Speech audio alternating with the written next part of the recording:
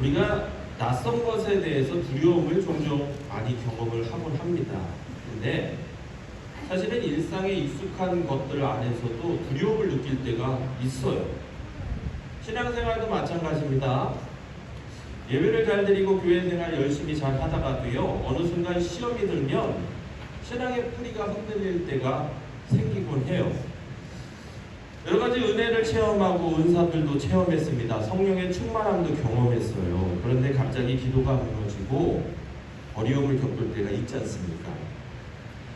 다른 사람들의 신앙을 도와주고 또 이렇게 복돋아주기도 했는데 어느 순간 아무것도 아닌 일 때문에 스스로 넘어지는 경우도 허다합니다. 교회 생활이 참 재미있는데 신이 났는데 순간 어느 날 갑자기 힘들 때도 있어요. 오늘 본문의 말씀이 그렇습니다. 지난주하고 같은 본문의 말씀을 계속 보고 있는데 우리가 엘리야 열왕기상 17장 18장에서 이제 엘리야의 신앙의 모습들에 대해서 우리가 함께 이야기를 했습니다. 참 대단하잖아요. 하나님 주신 훈련도 견뎌냈던 사람이고요, 사명도 감당했던 선지자입니다. 죽은 자도 살렸고 까마귀로부터 음식을 받아 먹기도 했고요, 하늘로부터 불이 내려 제단의 재물을 불살라버렸고, 또 바알 제사장들 850명을 잡아서 단칼에 죽인 사람, 바로 위대한 선지자 엘리야입니다. 근데 19장의 말씀 딱 넘어가면서 엘리야가 무너졌어요. 바닥까지 내려갑니다. 오늘 본문의 3절 4절의 말씀에 보니까 이 엘리야 선지자가 하나님 앞에 기도하는데, 여러분, 위대한 선지자가 시험을 당하면 그 기도가 좀 다르다라고 저는 생각을 합니다. 저만 그럴까요? 여러분들도 그렇게 생각하실 줄 압니다만, 근데 기도 내용을 보면 뭐라고 합니까? 나 죽여주세요. 나 죽고 싶습니다. 하나님 앞에 자신의 생명을 걷어달라 청원하기까지 그렇게 지금 엘리야가 기도하고 있는 겁니다. 이렇게 무너졌어요. 여러분, 왜 무너졌습니까?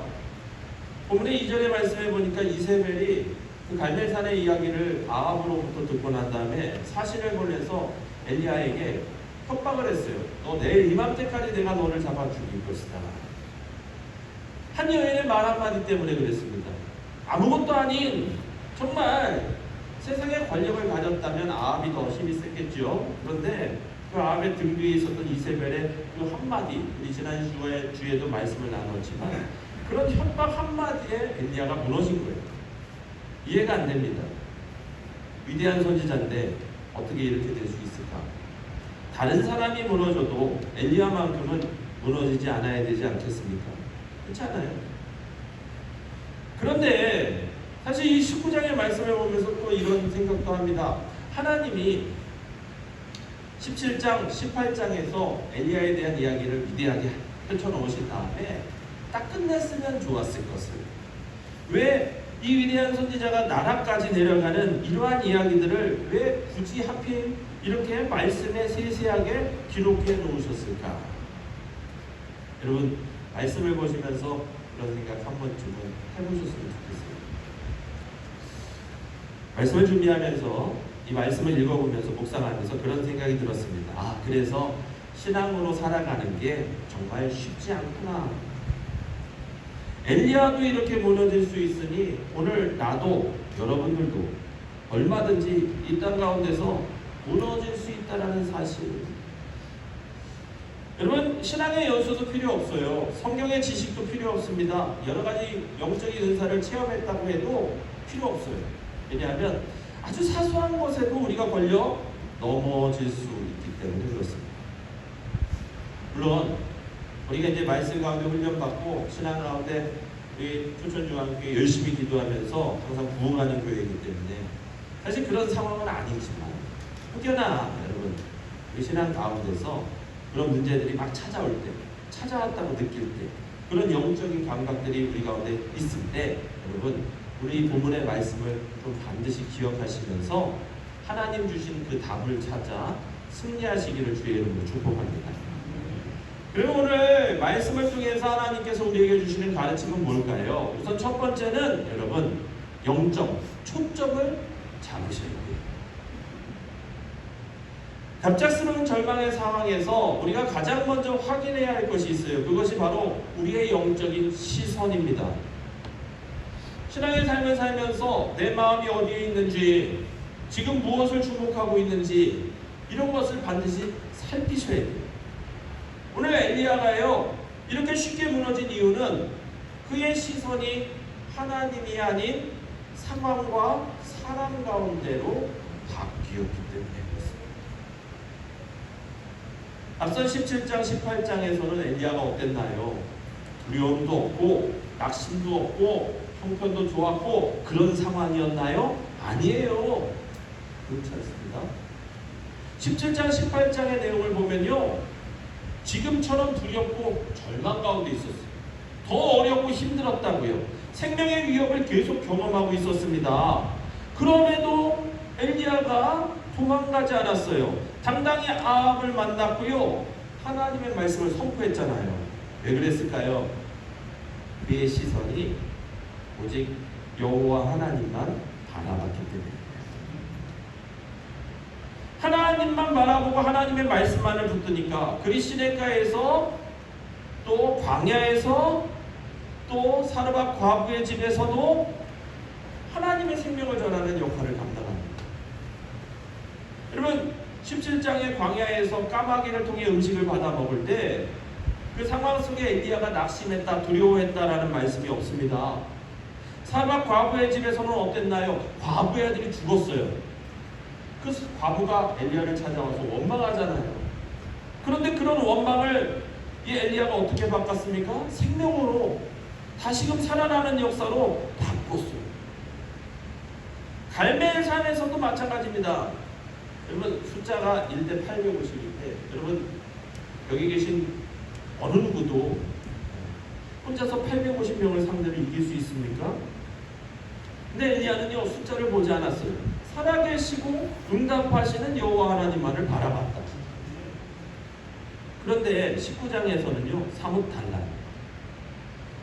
사실 상황이나 형편은요, 많이 좋아졌습니다. 그런데 그럼에도 불구하고 엘리야가 전혀 다른 사람이 됐어요. 왜요? 그의 시선, 그의 바라봄에서 하나님이 사라졌어요. 하나님이 떠나신 게 아닙니다. 그의 초점이 흐려진 거예요.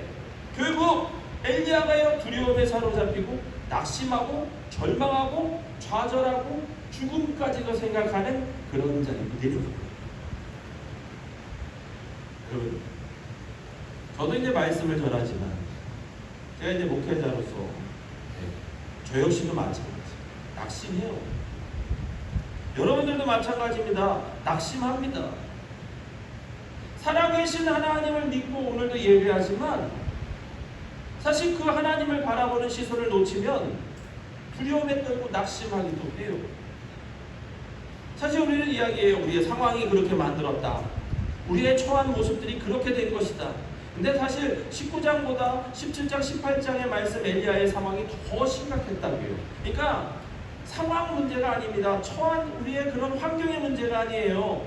이유는 오로지 딱 하나, 우리의 시선이 하나님께 맞춰져 있지 않기 때문에. 그러니까 자꾸 주변의 상황을 핑계대요. 물질의 연약한 말을 바라봐요. 환경에 대한 이야기만을 합니다. 근데 사실 그게 문제가 아니에요. 문제의 근원은 바로 나 자신에게 있다. 내가 하나님께 맞춰져 있지 않기 때문에 이러한 문제들이 찾아오는 거예요. 저희 성도님들께 한번 물어보고 싶어요. 지난 한 주간 어디에 시선을 맞추며 살아오셨습니까? 지난주에도 오늘 본문의 말씀 가지고 좌절 가운데 우리에게 그러한 일들이 찾아올 때 하나님 주시는 말씀 붙들고 힘내시라 그렇게 말씀을 드렸는데, 지난 한 주간 무엇을 보셨어요? 어떤 것을 바라보고 계셨습니까? 나를 한숨 짓게 하고 나를 두렵게 하고 나로 넘어지게 했던 그런 것들만 보셨습니까? 왜 그런 것만 보셨어요? 하나님 때문인가요? 아니잖아요. 다 나 때문입니다.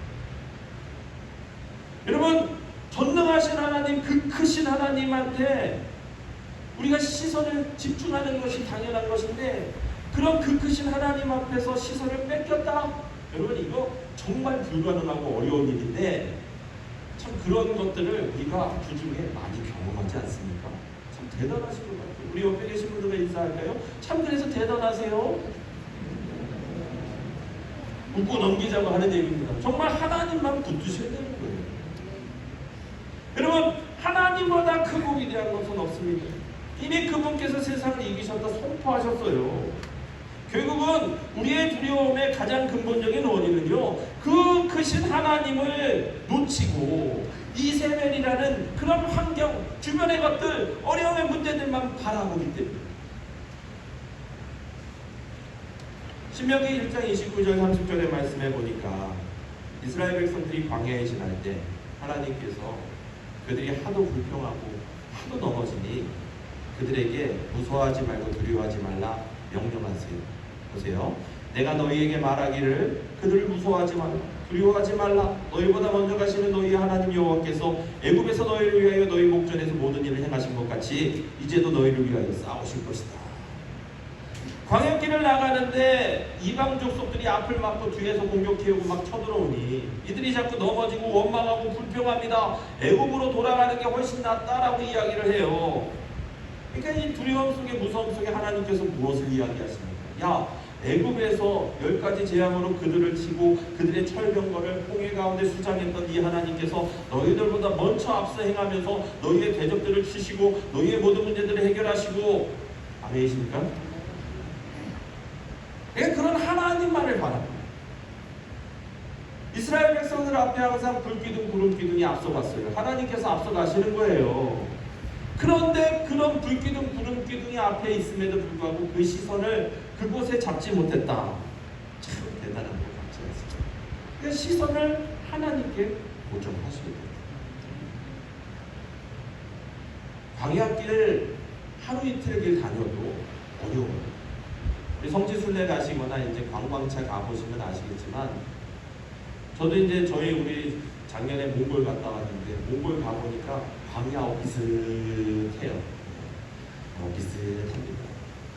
중간에 차가 고장나서 잠깐 고치는 시간이 있었는데 그 시간도 에어컨이 멈추고 차가 멈춰서니까 얼마나 괴롭던지 우리 교회 차량 같은 차량인데랑 우리 한장로님께서 앞서 나가려고 막 고치시는데 도움을 주신다고 막 하셨는데 제가 그때 뒤에서 우리 성도님하고 무슨 얘기냐면 하나님께서 기도하시면 고칠 겁니다.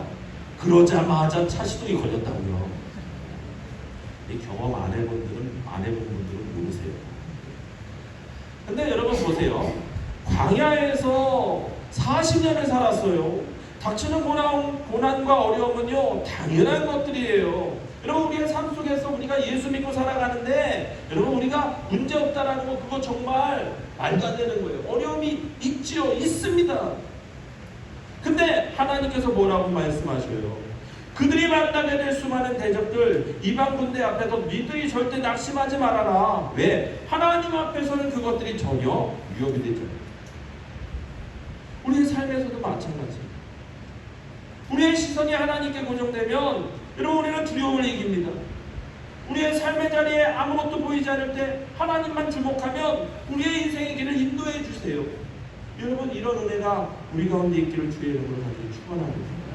그러기 위해서는요 우리의 시선을 하나님 앞에 고정하시고 하나님만 바라보시고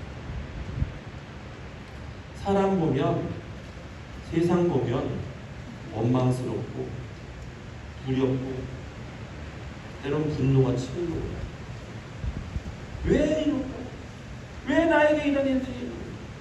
근데 여러분 우리 말씀의 자리 예배의 자리를 통해서 하나님만 바라보시는 저와 여러분 되셨으면 좋겠어요. 우리가 하나님을 바라볼 때 하나님은 우리에게 평강을 주시고요. 우리가 하나님을 바라볼 때 하나님은 우리에게 희망을 주시고요. 또 이 땅을 살아갈 용기를 더하신다고요. 여러분 하나님께만 시선을 고정하시기를 주의 이름으로 축복합니다. 우리 옆에 계신 분들과 인사하겠습니다. 하나님만 바라봅시다. 예수님만 바라봅시다. 말씀만 붙듭시다. 두 번째는 뭐냐? 도망치지 마세요. 도망치지 말자. 이세벨의 협박에 엘리야가 취했던 가장 첫 번째 행동이 뭡니까? 도망가는 거였어요. 엘리야는요 달리기 선수입니다. 두려움에 사로잡히니까 가던 길을 되돌아 도망쳤어요. 말씀해 보면요, 여러분 우리가 그냥 쉽게 넘어가는데 북왕국의 선지자였던 엘리야가 남유다 최남단 브엘세바까지 단번에 도망가요.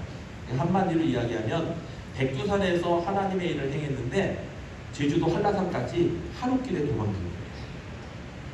어찌 엘리야가 이렇게 할 수 있을까? 말도 안 됩니다. 그렇게 이야기하는데 말씀해 보면 엘리야는요 아합의 마차 앞에서도 뛰어갔던 사람이에요. 그러니까 달리기만큼은 진짜 은사를 받고 능력을 받은 사람이에요.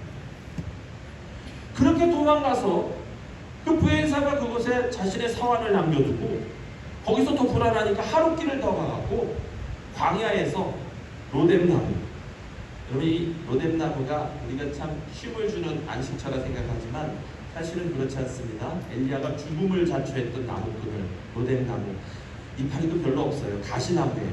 제가 어제 풀 뽑다가 가시에 찔렀는데 아직도 아파요. 끝에 박혀갖고 안 나오네. 아파요. 그럼 가시나무 밑에서 죽기를 간청하고 있다고요. 근데 제가 아프다고 했잖아요. 그럼 이게 인간의 본능입니다. 저뿐만 아니라 여러분들도 마찬가지예요. 엘리야를 탓할 필요가 없어요. 이런 상황이 되면 우리 가운데도 이런 문제가 나타납니다. 다만 이게 잘못은 아니지만 정답도 아니에요. 자, 그가 그곳에서 기도합니다. 뭐라고 기도합니까? 여호와 하나님, 넉넉하오니 지금까지 내가 하나님 앞에서 만족스럽게 살았으니 지금 내 생명을 거두시옵소서. 죽겠다. 근데 보세요. 엘리야가 정말로 죽기를 강구했다면 이세벨 앞에서 죽었으면 됐지. 왜 그렇게 땅끝까지 도망가서 거기서 이렇게 죽겠다고 난리를 칩니까? 네, 여러분, 우리가 살아온 인생들의 경험들을 되돌아보면 엘리야와 마찬가지로 우리 안에 우리를 두렵게 하는 요소들이 너무나도 많아요. 목회자인 저 역시도 마찬가지입니다. 세상이요 지뢰밭이에요. 사람도 지뢰밭, 물질도 지뢰밭, 감정도 지뢰밭, 다양한 것들이 우리의 두려움의 원인이 되지 않습니까? 그런데 이런 상황에서 우리가 도망치는 것이 우리의 그런 모습이기는 하지만 중요한 건 정답도 아니라. 그러면 정답이 뭘까요? 사실 앞서 말씀 속에 이러한 정답이 기록되어 있어요. 앞서 엘리야가 아합을 만나잖아요. 그 아합을 만났을 때 그가 이스라엘 백성들 앞에서 이런 말을 합니다. 열왕기상 18장 21절의 말씀인데 너희가 어느 때까지 둘 사이에서 머뭇머뭇하려느냐.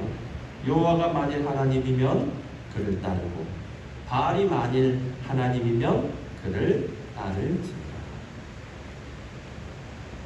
도망치지 말고 머뭇머뭇거리지 말고 무엇을 하라고요?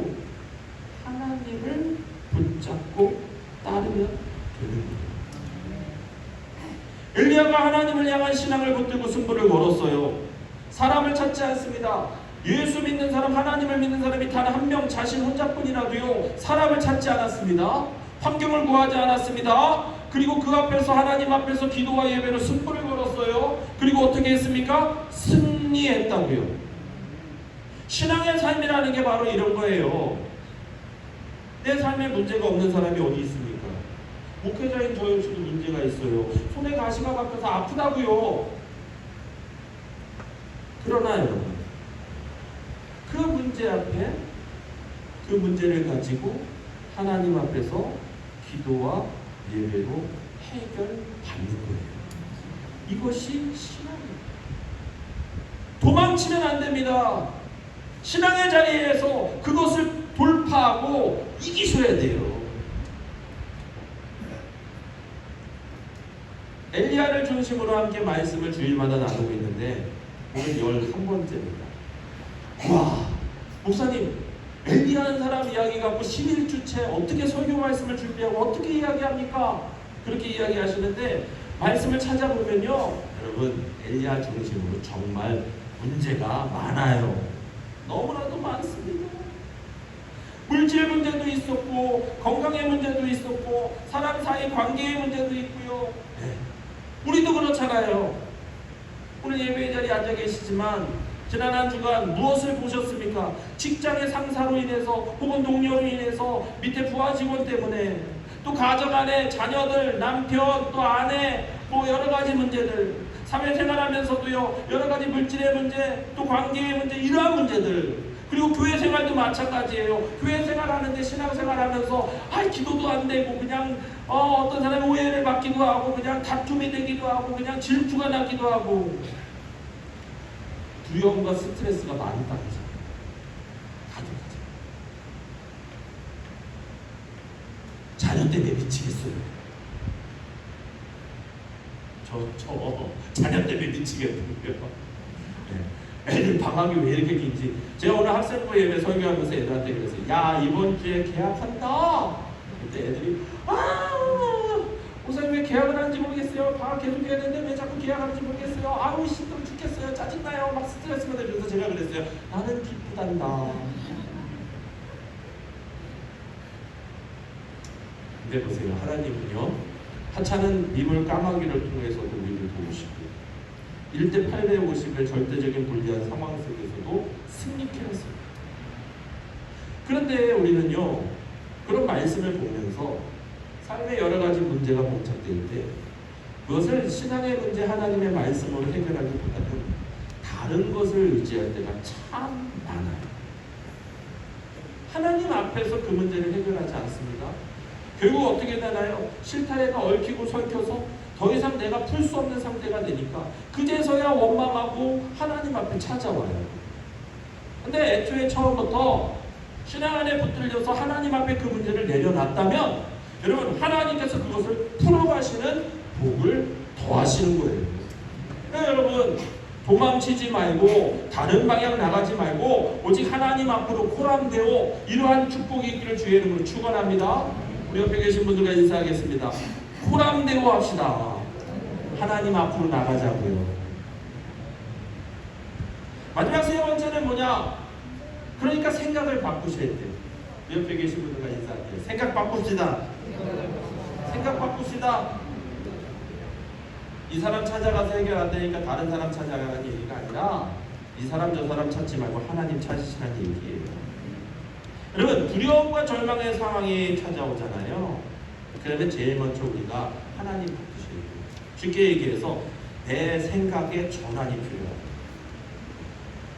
부정을 긍정으로 바꾸고 절망을 희망으로 바꾸고 불확실을 확신으로 바꾸고. 방학이 길어 자녀들 때문에 고통스러웠는데 이제 3일만 참으면 돼요. 할렐루야. 생각이 바꾸니까 설교도 잘 되고 마음도 좋고 좋아요. 자, 열왕기상 19장 4절의 말씀에 보면 자기 자신은 광야로 들어가 하룻길쯤 가서 로뎀나무에 앉아서 자기가 죽기를 기도하는 엘리야에 대한 이야기가 기록되어 있는데 이스라엘, 유다 최남단까지 단숨에 도망가고 엘리야 선지자가 하나님 앞에 기도하는 내용이 뭡니까? 한마디로 죽여주세요. 하나님의 큰 승리를 경험했어요. 근데 하룻길 사이에 로뎀나무 아래에 앉아갖고 죽기를 구합니다. 삶을 포기했다고. 어찌 엘리야 선지자가 이렇게 기도했을까? 우리가 그런 질문을 드리지만 사실은 그 질문은 우리를 향한 질문이에요. 왜요? 우리도 문제 앞에 이런 태도를 보일 때가 많아요. 지금 설교 시간에 은혜 받고 할렐루야 난 정말 이렇게 살 거야 그렇게 이야기를 해도 예배 끝나고 나가는데 바로 그 순간 갑작스럽게 이러한 절망이 확 찾아올 수도 있거든요. 그러니까 선포하셔야 됩니다.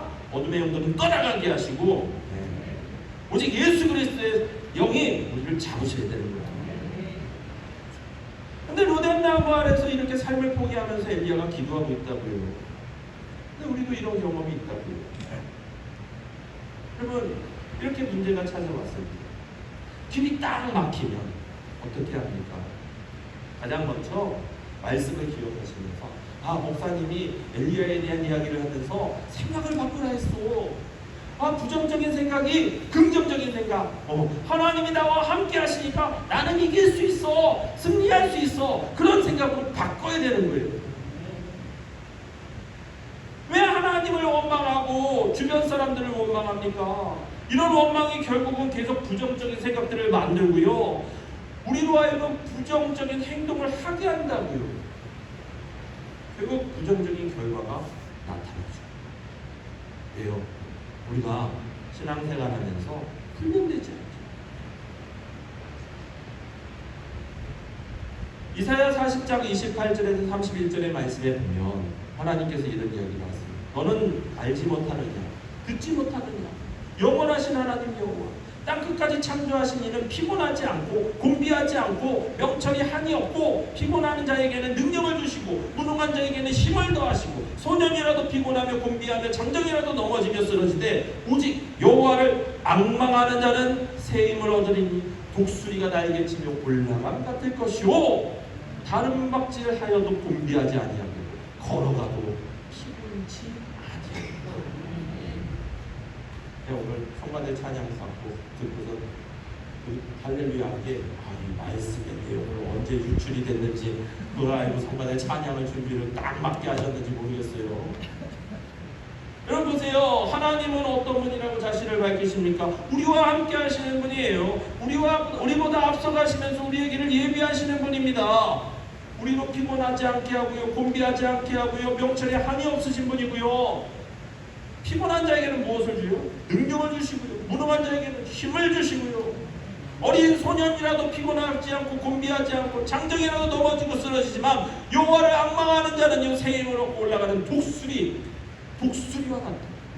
다른 벽질하여도 곤비하지 않고 걸어가도 피곤하지 않는다. 그렇게 말씀하고 계세요. 근데 여러분 이런 하나님의 말씀을 우리가 종종 자주 놓쳐요. 결국 하나님이 아닌 세상을 두려워해요. 결과적으로 스스로 두려움의 오물을 파요. 여러분 왜 오물을 파십니까? 물을 넣고 복 받기 위해 오물을 파는 거잖아요.